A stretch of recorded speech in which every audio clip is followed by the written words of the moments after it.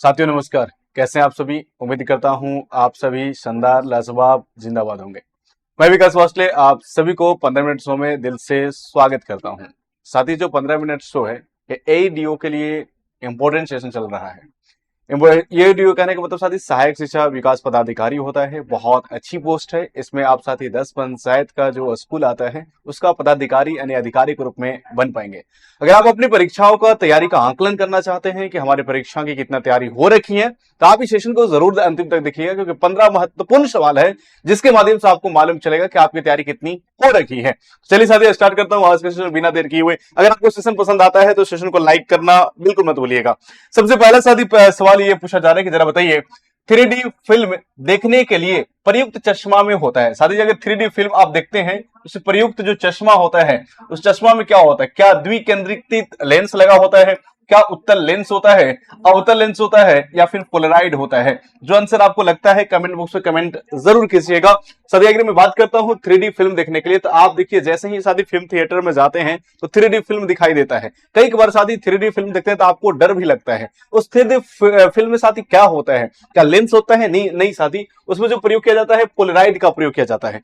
3D film में जो दिखाया जाता है दो स्क्रीन बनता है अलग अलग, है ना, दो अलग अलग स्क्रीन बन रहा है जिसमें साथ एक स्क्रीन आपका हॉरिजॉन्टल होता है और एक आपका वर्टिकली होता है। फिर उसको साथी जो आपका चश्मा है जिसे आप 3D फिल्म वाला चश्मा कहते हैं या पोलराइड चश्मा कहते हैं, उसके माध्यम से ऐसा लगता है कि साथी वो आपको डबल दिखाई दे रहा है और एक साथ 3D में बन जाता है, लेकिन वो अलग अलग पर्दा पर दो होता है, लेकिन वो चश्मा के माध्यम से एक साथ उसको एडजस्ट कर लिया जाता है और मस्तिष्क उसको गहराई को समझ पाता है और फिर आपको लगता है कि 3D में आप मूवी देख रहे हैं, लेकिन दो अलग अलग पर्दे होते हैं, एक हॉरिजॉन्टल में एक वर्टिकल में होता है। इस बात को ध्यान रखना। इस प्रश्न का बिल्कुल सही जवाब साथ ही डी नंबर हो जाएगा। नेक्स्ट, एक अवतल लेंस के सामने एक वस्तु रखी है, निर्मित प्रतिबिंब हमेशा होगा। साथ ही अगर अवतल लेंस के सामने अगर कोई वस्तु रखा गया है तो निर्मित प्रतिबिंब कैसा होगा? क्या हमेशा सीधा होता है, क्या उल्टा होता है, या वास्तविक होता है, या साथ ही सीधा और उल्टा हो सकता है? कैसा होगा? अवतल लेंस के सामने जब रखा जाएगा तब की बात की जा रही है मेरे प्यारे साथी। अगर मैं लेंस की बात करता हूं तो लेंस एक आपका उत्तल लेंस होता है और एक आपका साथी अवतल लेंस होता है। ये दो लेंस आपका होता है। अवतल लेंस के सामने अगर कहीं पे भी वस्तु को आप स्थित रखते हैं तो उसका जो इमेज बनेगा वो कैसा बनेगा साथी? वस्तु का अपेक्षा छोटा बनेगा, वस्तु से छोटा बनेगा। और कैसा बनेगा? तो सीधा बनेगा। सीधा को क्या कहते हैं? आभासी कहा जाता है, या फिर साथी इसी को आप क्या कहते हैं? वर्चुअल और काल्पनिक कहते हैं। अगर मैं उत्तल लेंस की बात करता हूं तो साथी इसमें आपको बड़ा भी बनता है, छोटा भी बनता है, बराबर भी बनता है, सीधा भी बनता है, उल्टा भी बनता है, यानी कि कह सकते हैं काल्पनिक वास्तविक दोनों बनेगा, बड़ा बनेगा, छोटा बनेगा और बराबर आकार के बनेगा। लेकिन जब सवाल आपसे पूछा जाए अवतल लेंस का तो अवतल लेंस को डायरेक्ट आपको रिलेट करना है उत्तल दर्पण से। जिस तरीका से उत्तल दर्पण में इमेज बनता है ठीक उसी तरीका से अवतल लेंस में भी बनता हुआ नजर आता है। साथ ही इस बात को ध्यान रखना, तो जैसे आप अवतल में रखेंगे कैसा होगा? सीधा होगा, आभासी होगा और वस्तु से छोटा होगा। इस बात को ध्यान रखना। साथ ही सीधा और उल्टा नहीं होगा, इस बात को आप ध्यान में रखिएगा। नेक्स्ट, 10 सेंटीमीटर की फोकस दूरी की उत्तल लेंस एवं 20 सेंटीमीटर फोकस दूरी का एक अवतल लेंस को समान अक्षीय स्थिति में सटाकर रखा जाता है तो संयुक्त लेंस क्या होगा? अगर दो अलग अलग लेंस है उसका फोकस दूरी अलग अलग है, लेकिन जब उन दोनों को सटाकर रखा जाएगा, स्पर्श करके रखा जाएगा, तो वो किस लेंस के जैसा व्यवहार करेगा? ये सवाल आपसे पूछा जा रहा है। एक आपका थ्योरी होता है कि अगर आप दो लेंसेज को एक साथ सटाकर रखते हैं उसका पावर निकालने के लिए फॉर्मूला होता है P1 plus P2 plus P3 dot dot dot, जितना भी साथी लेंस है सबको आपस में जोड़ दिया जाए। या फिर आप कह सकते हैं कि पावर निकालने के लिए आप फोकस में भी कर सकते हैं 1/f1 plus 1/f2 dot dot dot 1/fn। ये आपको साथी समतुल्य अगर कह सकते हैं पावर निकालने के लिए, शक्ति निकालने के लिए फॉर्मूला होता है। कब? जब दो लेंस को एक साथ सटा कर रख रहे हैं तब की बात की जा रही है। साथी अगर मान लो कि दो लेंस को सटा कर रखा जा रहा है तो एक का आपका उत्तल लेंस है, एक आपका अवतल लेंस है, तो आप सभी जानते हैं जो उत्तल लेंस है इसका पावर साथी क्या होगा? पॉजिटिव होगा। और अगर अवतल लेंस है तो साथी इसका पावर क्या होगा? नेगेटिव होगा। अगर मैं यहां पे पावर निकाल दूं तो मुझे मालूम चल जाएगा कि अगर पावर पॉजिटिव में आ रहा है तो उत्तल लेंस होगा, अगर पावर नेगेटिव में आ रहा है तो हम उसे अवतल लेंस कहेंगे।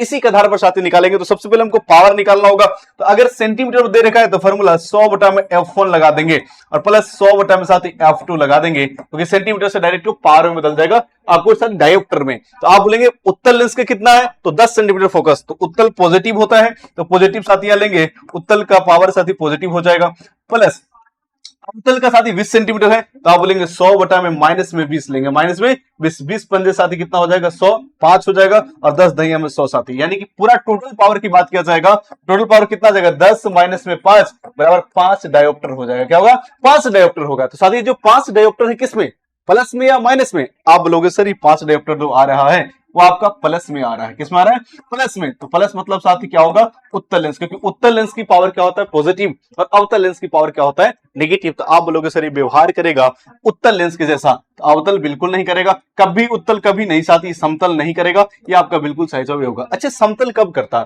मेरे प्यारे साथी, समतल दर्पण की तरह तब व्यवहार करता है जब साथी इसका जो आपका फोकस दूरी है वो इन्फिनाइट आ जाता। जब फोकस दूरी इन्फिनाइट आता तो हम कह सकते थे कि इसका कैसा काम करेगा, समतल के जैसा काम करेगा। इस बात को साथी आप ध्यान रखिएगा। साथी आप सबको एक जरूरी सूचना देना चाहते हैं, अगर आप साथी एईडीओ के लिए बेहतरीन तरीका से पढ़ना चाहते हैं, साथी ऑफलाइन बैच लॉन्च हो चुका है, यानी कि ऑफलाइन में जो क्लासेस चलेंगी 8 सितंबर से, तो आप हमारे से जुड़ सकते हैं हमारे साथी सेंटर पर। सेंटर का नाम है नया टोला। अगर नया टोला केंद्र पर साथी आप जुड़कर बेहतरीन तरीका से एईडीओ को ऑफलाइन में आप तैयारी कर सकते हैं। अगर आप पटना के इर्द गिर्द रहते हैं या पटना आकर पढ़ने का इच्छुक है, शिक्षकों के साथ जुड़कर पढ़ना चाहते हैं, सामने से पढ़ना चाहते हैं, इस बैच में आप जरूर जुड़िएगा। साथ ये एईडीओ का बैच है, ये ऑफलाइन केंद्र पर उपस्थित है।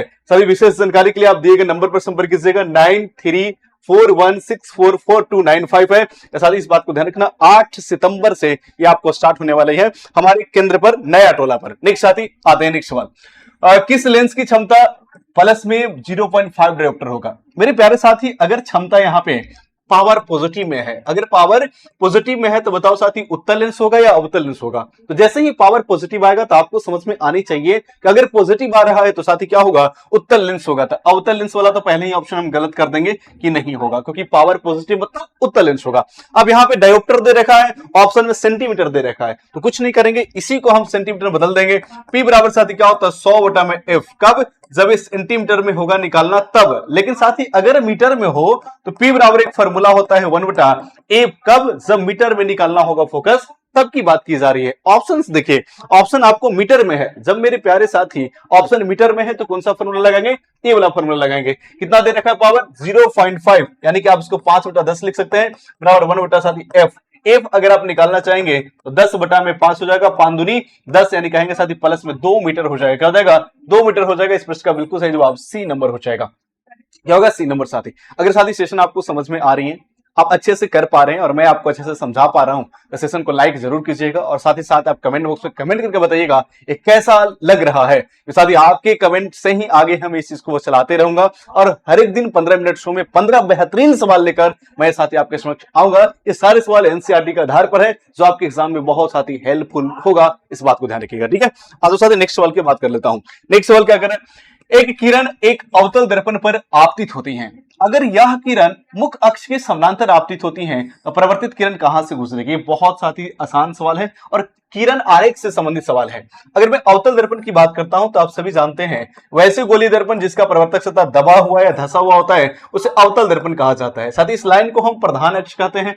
अब अगर प्रकाश की किरण जो है मुख्य अक्ष के समानांतर जाती है तो आप सभी जानते हैं कि अगर समानांतर किरण जाएगा तो निश्चित है कि परिवर्तन के बाद फोकस से होकर गुजरती है। कहां से, फोकस होकर गुजरती हैं। अगर साथी फोकस से जाएगा तो समानांतर हो जाती हैं, वक्रता केंद्र से जाएगी तो उसी पथ पर वापस लौट जाती हैं और जितना एंगल बनाकर ध्रुव से आपतित होती हैं उतने एंगल बनाकर ध्रुव से परावर्तित हो जाती हैं। ये 4 किरण रेखा आपको था, उसी से सवाल है। आप बोलेंगे सर फोकस से गुजरेगी, ए नंबर इस प्रश्न का बिल्कुल सही जवाब हो जाएगा।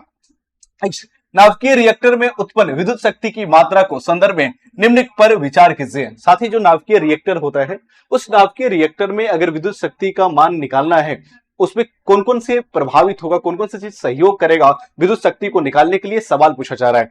क्या साथी उसमें नाभिकीय ईंधन की प्रकृति पर निर्भर करता है, मंदकों की प्रकृति पर या शीतलकों पर किया जाता है। आप साथी बताना इसका आंसर क्या हो जाएगा। मेरे प्यारे साथी इसका आंसर ये भी होगा, ये भी होगा, ये भी होगा। क्यों, आइए, जो आपका नाभिकीय रिएक्टर होता है उसमें साथी नाभिकीय विखंडन होता है या नाभिकीय संलयन होता है। तो अगर नाभिकीय विखंडन हो रहा है तो उसमें ईंधन चाहिए और ईंधन के रूप में साथी किसका प्रयोग किया जाता है, तो ईंधन के रूप में अगर आप यूरेनियम का प्रयोग करते हैं, यूरेनियम 235 का, तो आपको कहा जाता है कि कम मात्रा में ज्यादा आप विद्युत शक्ति निकाल सकते हैं, बहुत ज्यादा साथी पावर निकल सकता है, जनरेट हो सकता है, इसलिए यूरेनियम होना जरूरी है। प्लूटोनियम का भी प्रयोग किया जाता है, लेकिन साथ ही यूरेनियम का प्रयोग करते हैं तो बहुत अच्छा उसमें से शक्ति काफी मात्रा में निकल सकता है। इस पर डिपेंड करेगा कि आप ईंधन के रूप में किसका प्रयोग कर रहे हैं। इसका मतलब साथ ही ईंधन के प्रकृति पर बिल्कुल निर्भर करता है, ये बिल्कुल सत्य है। साथ ही मंदकों का प्रकृति पर, मंदकों कहने का मतलब साथ ही क्या है, जो न्यूट्रॉन की गति को कम करता है, साथ ही क्या करता है, न्यूट्रॉन की गति का जो कम करने के काम करता है उसे मंदक कहते हैं। और मंदक के रूप में अगर आप ग्रेफाइट का प्रयोग कर रहे हैं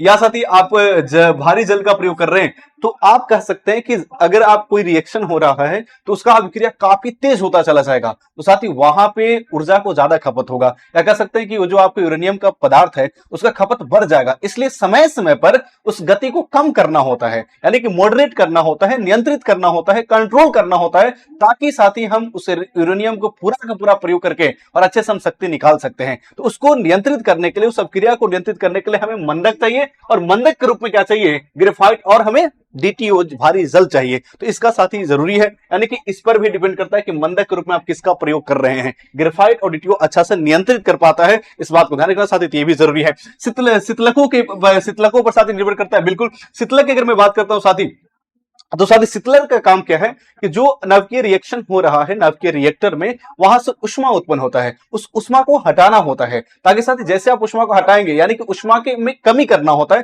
ताकि हम उसे वाष्प में बदल सके, भाप में बदल सके। तो उष्मा वहां से हटाने की प्रक्रिया कौन करता है, तो शीतलक काम करता है। इसमें कभी कभी पानी का भी प्रयोग कर लिया जाता है, इस बात को ध्यान रखना। और ये सीधे संबंधित है किसे, मात्रा से। अगर साथ ही उष्मा नहीं हटाया जाएगा तो जो विद्युत शक्ति की मात्रा है उतनी मात्रा नहीं प्रवेश होगी जितना आप चाहते हैं। इसलिए साथ ही ये तीनों जो है इस पर संपर्क करेगा, तीनों जो है इस पर रिलेट करेगा, यानी बोलेंगे आपका डी नंबर सही होगा। 1, 2 और 3 तीनों साथी क्या होगा, सही हो जाएगा। नेक्स्ट, सापेक्ष आर्द्रता किसके द्वारा मापी जाती है। साथी जो आपका सापेक्ष आर्द्रता है किस यंत्र के द्वारा मापेंगे, जरा बताना। क्या हाइड्रोमीटर से मापेंगे, या साथी हाइग्रोमीटर से मापा जाएगा, लैक्टोमीटर से मापा जाएगा, या पोटेंशियोमीटर से मापा जाएगा। मेरे प्यारे साथी ये आपका मापक यंत्र है, और मापक यंत्र के बारे में आपसे पूछा जा रहा है कि क्या किया जाएगा। तो आपको सापेक्षिक आर्द्रता की बात करें तो आपको हाइग्रोमीटर हो जाएगा। हाइड्रोमीटर आपका साथी तरल पदार्थ की घनत्व मापता है, लैक्टोमीटर दूध की शुद्धता मापता है, और ये आपका ईएमएफ मापता है। बी नंबर बिल्कुल सही जवाब होगा। किन दो भौतिक राशियों का मात्रक समान है, साथी किसका इक्वल होगा। क्या बल और ऊर्जा का इक्वल हो जाएगा, बल और त्वरण का ऊर्जा हो जाए इक्वल हो जाएगा, वेग और चाल का, या वेग और दूरी का हो जाएगा। फटाफट आंसर बताइएगा। तो अगर मैं बल की बात करता हूं तो इसका मात्रक होता है न्यूटन, और इसका मात्रक साथी आपका जूल होता है। तो कतई भी समान नहीं होगा, इक्वल नहीं होगा। तो इसका आपका न्यूटन होता है, इसका आपको मीटर प्रति सेकंड स्क्वायर होता है, तो कतई ये भी आपका इक्वल नहीं होगा।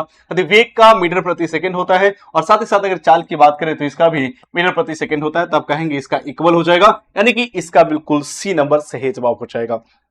एक सवाल साथी, अगर मैंने एक सवाल की बात करता हूं तो पूछा जा रहा है कि नाभिकीय विखंडन के संदर्भ में निम्नलिखित कथनों पर विचार कीजिए। जब नाभिकीय विखंडन होगा तो उसी के संदर्भ में आपको विचार करना है।